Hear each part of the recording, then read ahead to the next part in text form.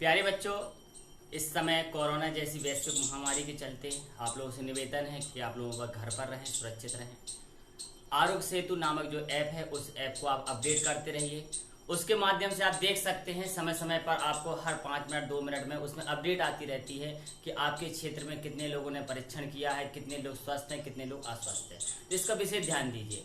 आप इस ऐप को ऐसे मत समझ लीजिए कि ये कुछ काम का नहीं, ये बहुत ही भारत सरकार द्वारा मान्य है और भारत सरकार द्वारा ये घर घर हर व्यक्ति के मोबाइल में ये ऐप डाउनलोड करवाया जा रहा है। तो आप लोगों से निवेदन है बच्चों कि अगर आस पड़ोस में जिसने भी आपके यहाँ पर आरोग्य सेतु नामक ऐप डाउनलोड नहीं किया तो आप उसे सजेस्ट कीजिए कि वो आरोग्य सेतु नामक ऐप डाउनलोड जरूर करें। प्यारे बच्चों, आज हम हाई स्कूल जो मैथमेटिक्स का टॉपिक पढ़ रहे थे संख्या पद्धति में, उसमें हम लोगों ने एनसीईआरटी से रिलेटेड दूसरी एक्सरसाइज पढ़ी थी जिसमें मासा और लासा निकालना हम लोगों ने सीखा था।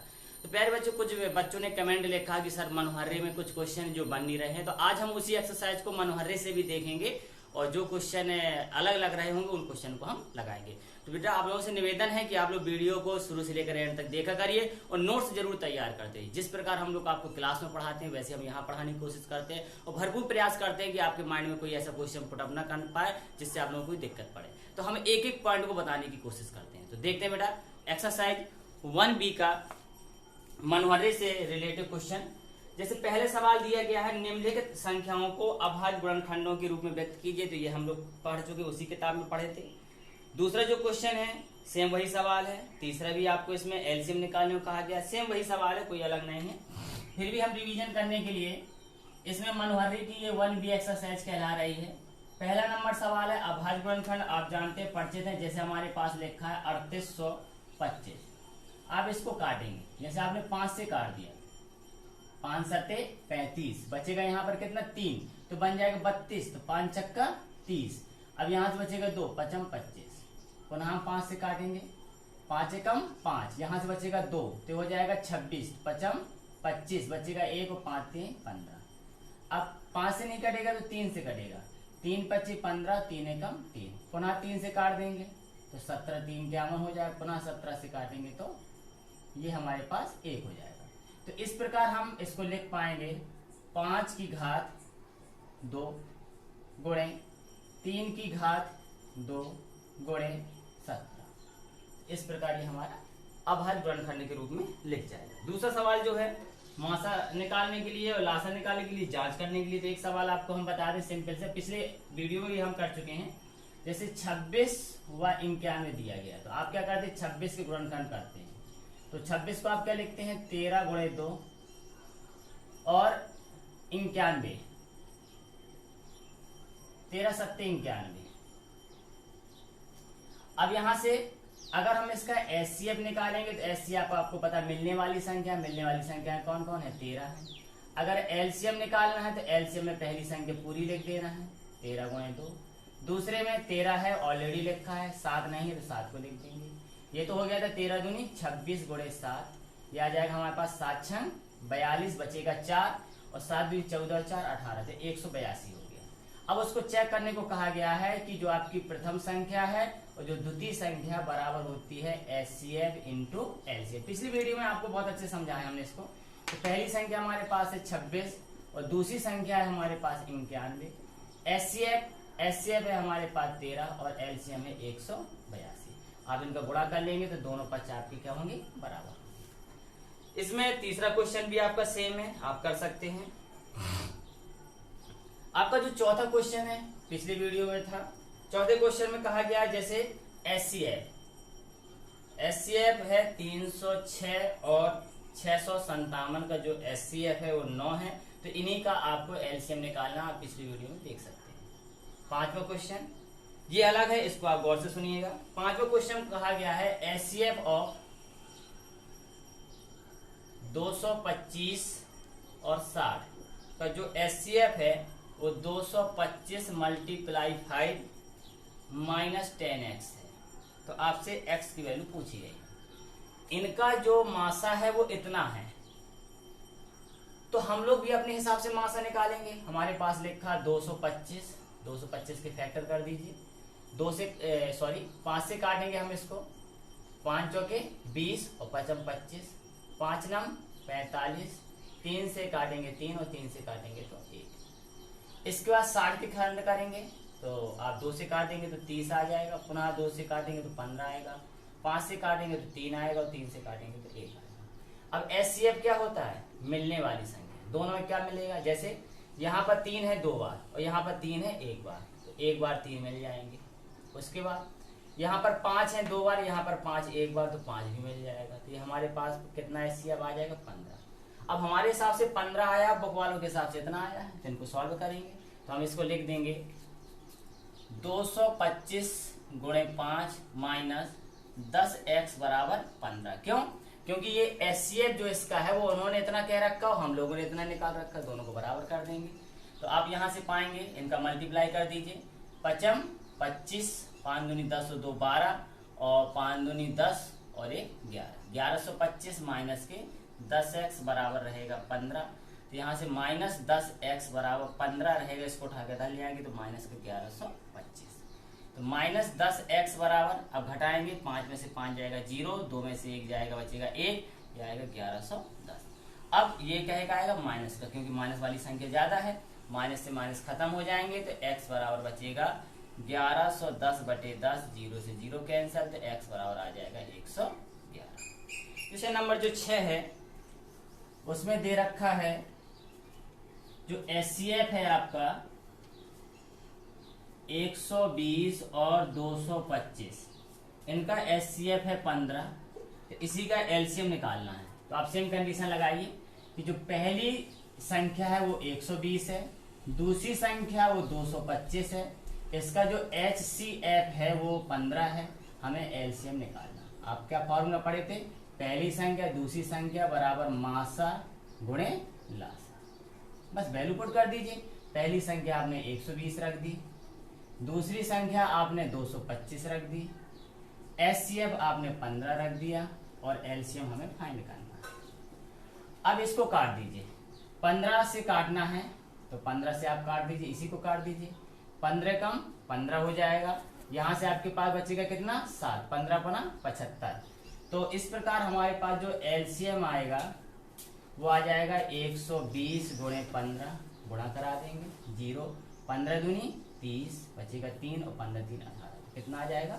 18 से इसका एलसीएम आ जाएगा। अब एक क्वेश्चन जो एक ट्री वाला दिया गया है, लिखा गया है नीचे दी गई आकृति में एक्स वाई के मान ज्ञात। अब देखिए ऐसा जो चित्र बना के दे रखा है शाखा युक्त, जिस प्रकार पेड़ की शाखाएं निकलती हैं उस प्रकार ये शाखाएं बना देते हैं। जैसे 4 हो गया, फिर यहाँ पर लिखा हुआ था x, फिर इसकी शाखाएं बनी हुई हैं 3 और ये लिखा है 7। बहुत आसान है। जैसे आप देखिए जहां से हमें लाभ मिल सके, जैसे ये था, अगर y को डायरेक्ट निकालेंगे तो y के 2 खंड हुए 4 और x, लेकिन y निकालने के लिए पहले x की जरूरत है, तो एक काम करते हैं पहले x निकाल ले रहे हैं। x बराबर हो जाएगा 3 गुणे 7, क्यों? क्योंकि इसी के तो खंड है ये, 3 गुणे 7, तो x बराबर कितना हो जाएगा? 21। अब हम बात करेंगे y की, तो y बराबर क्या हो जाएगा? y के 2 भाग हुए थे, 4 और x हुआ था, तो आपने लिखा y बराबर 4 और x की वैल्यू है 21, मल्टीप्लाई करेंगे तो यहाँ पर 4 और यहाँ पर 8, तो 84 आ जाएगा।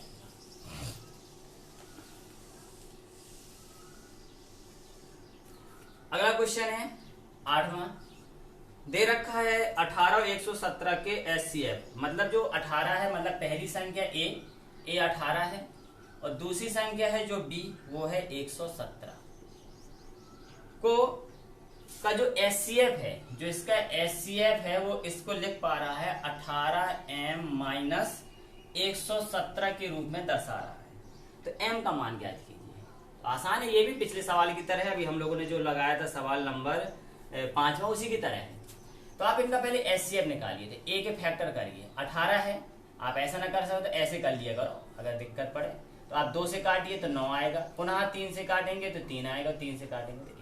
अब बचा 117। अब 117 को आप 3 से काटिए, पहले 3 से काट दिया, 3 त्रिका 9, 3 27, फिर 3 से काट देंगे 13 3 39, पुनः 13 से काटेंगे तो 1 आ जाएगा। अब इसका अगर हम एचसीएफ देखेंगे तो इसका एचसीएफ हाईएस्ट कॉमन फैक्टर जो मिलने वाली संख्या है, 3 यहाँ पर कितने बार है? 2 बार, और यहाँ पर भी 3 कितने बार है? 2 बार। तो हमारे पास जो एचसीएफ आएगा 3 × 3 = 9। अब इस HCF को और इस HCF को दोनों को बराबर कर लेंगे तो हमारे पास रहेगा 18m माइनस 117 बराबर 9 रहेगा। संख्या को उठा के इधर ले आएंगे तो 18m बराबर रहेगा 9 प्लस 117। जब दिशा चेंज करते हैं अर्थात बराबर को उस साइड ले जाते हैं तो चिन्ह बदल जाता है। तो ये बचेगा हमारे पास 18m बराबर, जोड़ देंगे 9 और 7 16 हो जाएगा और यहाँ पर आ जाएगा 126। अब 126 तो 18 से भाग करना है तो 126 बटे 18। आसानी से काटिए, 2 से काटिए पहले तो 9 बचेगा, पुनः 2 से काटेंगे 2 छक 12, 2 3 6, आराम से काटे, गलत नहीं होना चाहिए। पुनः 3 से आप काटिए तो 3 से काटेंगे 3 त्रिका 9, 3 से काटेंगे तो 3 दूनी 6 और 3 एकम 3, पुनः 3 से काटिए।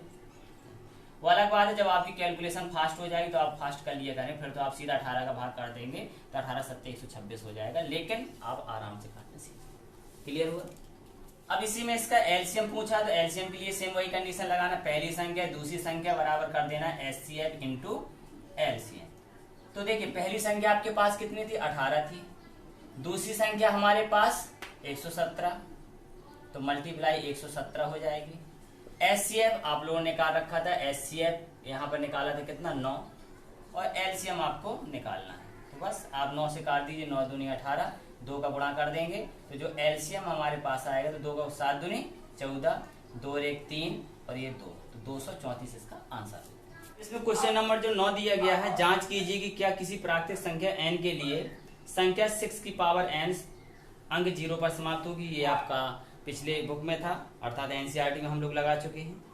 10वां भी उसी प्रकार था, पढ़ चुके हैं हम। 11वां 12वां वही आ गया, बिल्कुल शाखा युक्त वाला, अभी हम लोग पढ़े थे। एक सवाल और देख लेंगे आप लोग।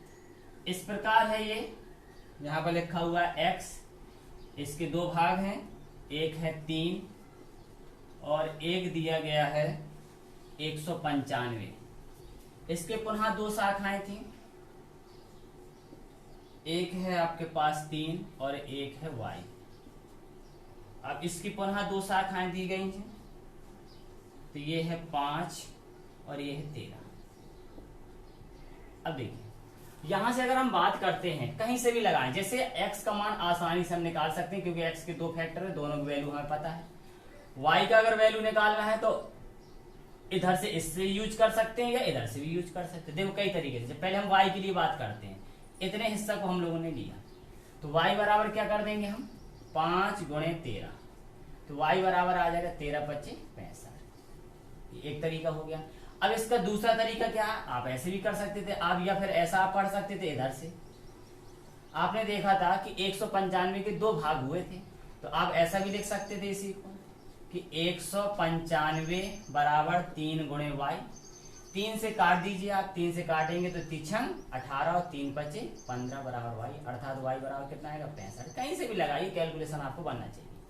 अगली बात करते हैं हम x के लिए। तो x के लिए क्या कंडीशन हो जाएगा, x के 2 भाग थे, कौन कौन, 195 मल्टीप्लाई 3, तो x बराबर आएगा 3 25 15 बचेगा 1, और 3 गुणे 9 करने से 27 और 1 मिलकर 28 बचेगा 2 और 3 2 5। इस प्रकार आ जाएगा 585। तो आशा करते हैं इस प्रकार के सवाल आपको बन जाएंगे। इसी प्रकार 13वां सवाल पिछले बुक में हो चुका था। अब 14वां एक और शाखा युक्त दिया गया है, वो थोड़ा सा लॉन्ग है, थोड़ा सा x रहेगा, उसके 2 खंड दिए गए हैं, यहाँ पर लिखा है 2 और यहाँ पर लिखा हुआ है 3381। पुनः उसके 2 भाग हैं, यहाँ पर लिखा हुआ है 3 और यहाँ पर लिखा हुआ है y। इसके पुनः 2 भाग हैं, ये लिखा है 7 और ये लिखा है 161, और पुनः इसके 2 भाग हैं, इधर पे है 7 और इधर पे है z। अब देखिए पहले हम यहां से इतने हिस्सा की बात किए ले रहे हैं, तो आप क्या लिखेंगे, 161 बराबर इसके 2 भाग हैं 7z। 7 से काट दीजिए आप, 7 दूनी 14 बचेगा 2, 7 23, तो z का मान कितना निकला है 23। पहली बात। अब y के लिए बात करें तो y के 2 भाग हुए थे, 7 मल्टीप्लाई 161, ये 2 भाग हुए हैं y के। देखिए यहाँ से 2 भाग हैं इसके, तो आप लिखेंगे y बराबर 7 का गुणा किया 7 आ जाएगा, 7 6 42 बचेगा 4 और 7 4 11। इस प्रकार 1127 हो जाएगा। अगली कंडीशन में x के लिए बात करेंगे तो x के 2 भाग हुए थे, x के ये 2 भाग है, कितना 3381 गुणे 2, तो x बराबर आप लिखेंगे यहाँ 2 आ जाएगा, 2 का गुणा 8 में किया तो 8 दूनी 16 बचेगा 1, 2 3 6 और 1 7 और 3 दूनी 6, तो इस प्रकार ये हो जाएगा 6762 आ जाएगा। चौथा एग्जाम्पल जो दिया गया है पिछले बुक की तरह था। चौथे में दिया गया है x की 4 पावर n पर विचार कीजिए कि जहां n एक प्राकृतिक संख्या, जांच कीजिए कि क्या n का कोई ऐसा मान है जिससे 4 की पावर n शून्य पर समाप्त होगी। अब देखिए शून्य पर अगर n एक हमारे पास प्राकृतिक संख्या है, प्राकृतिक संख्या नेचुरल नंबर 1 2 3 कुछ भी हो सकता है, तो n एक अगर प्राकृतिक संख्या है तो अगर शून्य पर समाप्त होगा तो शून्य पर समाप्त के लिए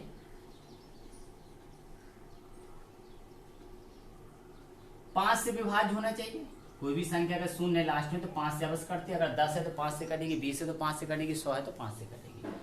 लेकिन अगर आप 4 की पावर n लिखा हुआ है तो अगर आप उसके फैक्टर करेंगे तो 2 गुणे 2 की पावर n आएगा। इसमें क्या है 5 नहीं है, 5 नहीं है, अर्थात यह शून्य पर समाप्त नहीं होगा। ये हमारा क्लियर हो गया। वैसे सवाल था जैसे पिछले सवाल में 6 की पावर n दे रखा था, यहाँ पर 4 की पावर n दे रखा है। एग्जाम्पल नंबर 5 जरूर इसका सीबीएसई बोर्ड से रिलेटिव है। सेम अभी इस प्रकार का हम सवाल लगा चुके हैं, जैसे 65 और 117। इसका जो एचसीएफ उसने कहा है वो दे रखा है 65m माइनस 117। लग चुका है ऐसा सवाल, हम पीछे कर चुके हैं, तो m का मान निकालना। तो वही कंडीशन है कि एचसीएफ, इन दोनों का एचसीएफ आपका ये दिया गया है, तो हम लोग भी अपने तरीके से एचसीएफ निकालेंगे, दोनों को बराबर कर देंगे। एग्जाम्पल नंबर जो 6वां है, 6वें में कह रखा है 3 गुणे 12 गुणे 101 प्लस 4। एक अभाज्य संख्या है या भाज्य, तो पहले देखिए प्लस लग गया है तो आप कॉमन लीजिए। यहाँ पर 4 है और यहाँ पर 12 है तो आप 4 कॉमन ले लीजिए। ये 3 तो रहेगा ही रहेगा, 4 3 12, तो 3 आ जाएगा, 101 आ जाएगा, प्लस यहाँ से 1 बचेगा, क्योंकि 4 चला गया तो आप 4 गुणे 1 लिख सकते थे ना इसको। तो आप पाएंगे 4 रहेगा, आप इनका गुणा कर दीजिए, ये रहेगा हमारे पास 101 गुणे 9 प्लस 1, तो आप पाएंगे 4 ब्रैकेट के अंदर, ये हो जाएगा 110 प्लस का 1। तो ये हमारे पास। इसके बाद जो एग्जाम्पल एक ट्री वाला क्वेश्चन दिया गया, ये आप लोगों के लिए हम बनाकर दे रहे हैं, तो आप लोग इसको सॉल्व करेंगे। एग्जाम्पल नंबर 7 को आपको इसको सॉल्व करना है। एग्जाम्पल नंबर जो 9 है, 9 में दिया गया है एक प्रातःकालीन सैर के समय 3 व्यक्ति एक ही समय पर किसी स्थान से चलना प्रारंभ करते हैं तथा उसके कदमों के माप क्रमशः 40 सेंटीमीटर, 42 सेंटीमीटर, 45 सेंटीमीटर है।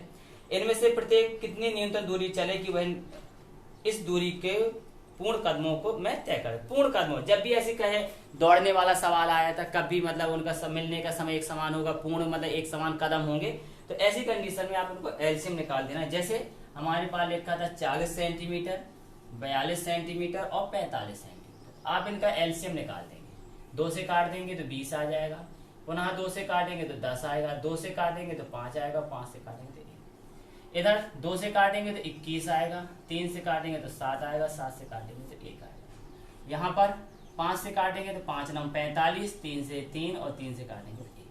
अब एलसीएम लिखने का तरीका हमने क्या बताया था आपको, पहली संख्या चलिए पूर्व लिख देते हैं। क्या है 2 गुणे 2 गुणे 2 गुणे 1 2 3, 3 बार 2 था, फिर 5 हो गया। अगले में आ जाइए, यहाँ 2 एक बार लिखा जबकि हमारे पास 3 बार है तो नहीं लिखेंगे। 3 की कमी है, यहाँ 3 नहीं लिखा तो 3 लिख लेंगे। 7 नहीं है तो 7 को भी लिख लेंगे।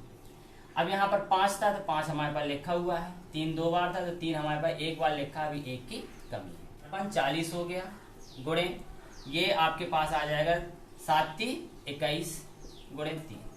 तो यहाँ से आप गुणा कर सकते हैं आराम से, पहले इनका ही कर लीजिए तो 0 रहेगा, 4 गुणा 1 में करेंगे तो 4, 4 दूनी 8, गुणा 3 कर लिया तो ये 0 आ जाएगा, 3 चौके 12 बचेगा 1, और 3 8 24 और 1 25। तो इस प्रकार 2520 इसका आंसर। तो आशा करते हैं कि आप लोग इन सवालों को लगाएंगे और कमेंट बॉक्स पर जरूर लिखेंगे जो सवाल नहीं बन रहा है।